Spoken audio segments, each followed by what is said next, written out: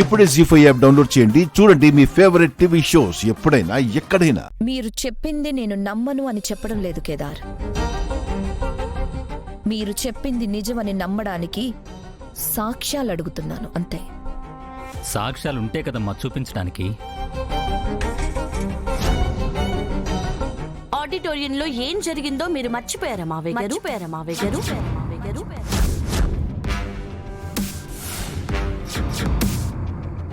నీకు సుహాసనికి సంబంధం ఉందని చెప్పే సాక్ష్యాలు నా దగ్గర ఉన్నాయి.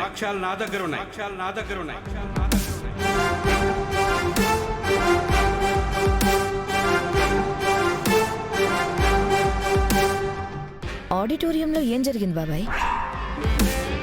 ఏం లేదమ్మా, ఎవడో ఒకడు నా దగ్గరకొచ్చి నువ్వు కేదార్ తండ్రివే కదా, ఒప్పుకో, లేదంటే అది చేస్తా ఇది చేస్తా అని ఏదేదో వాగాడు.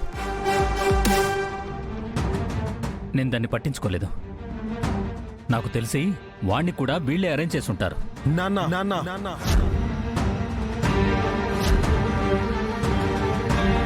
అక్కకి తెలియకపోవచ్చు, కానీ నీకు తెలుసు కదా.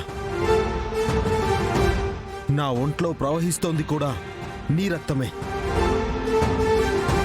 నువ్వు మోసం అబద్ధం అంటోంది నీ రక్తాన్నే. గుర్తు పెట్టుకోండి. నోర్మోయ్, ఏ సాక్ష్యం ఉందని నేను నీ తండ్రినని ఎలా చెప్తున్నావు? బాబాయ్ మీరు ఆవేశపడకండి. కేదార్, మనలో మనం గొడవపడి ఉపయోగం లేదు. మీరు చెప్పేది నిజమని నమ్మడానికి సాక్ష్యాలు తీసుకొని రండి చాలు. తెస్తాం వదిన. మీకు ఈ ప్రపంచానికి వినిపించేలా మావయ్యే కేదార్ తండ్రి అని చెప్పే సాక్ష్యాన్ని మేం తీసుకొస్తాం.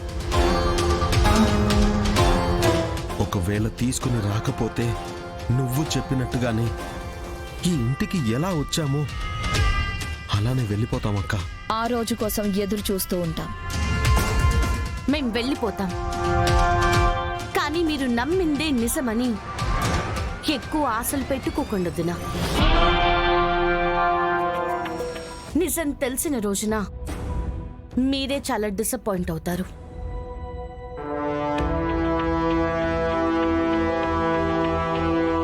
పదండి బాబాయ్.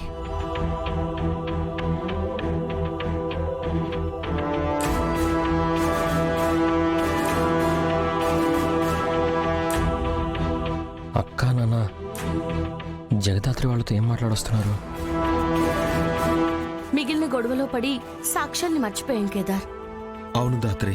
వెంటనే మనం సూర్యమామని కలిసి సాక్ష్యాలు సేకరించాలి. లేకుంటే ఇంట్లో వాళ్ళు తారుమారు చేయడానికి ప్రయత్నిస్తారు. సాక్ష్యాలు అంటున్నారు, సూర్యమామ దగ్గర ఉన్నాయంటున్నారు, పర్మనెంట్గా ఇంట్లోనే ఉండిపోవచ్చు అంటున్నారు. అంటే ఇదంతా నిజమేనా? కేదార్ నిజంగా మా నాన్న కొడుకేనా? అందుకే మా నాన్న కంగారు పడుతున్నాడా? వీళ్ళు ఇంత కాన్ఫిడెంట్గా ఉన్నారంటే సూర్యమావ దగ్గర నిజంగా సాక్ష్యాలున్నాయా? నా దగ్గర ఉన్న అన్ని ప్రశ్నలకి సమాధానం సూర్యమావ దగ్గరే ఉందన్నమాట. జీ5 యాప్ డౌన్లోడ్ చేసి అన్ని ఎపిసోడ్స్ పూర్తి ఉచితంగా చూడండి.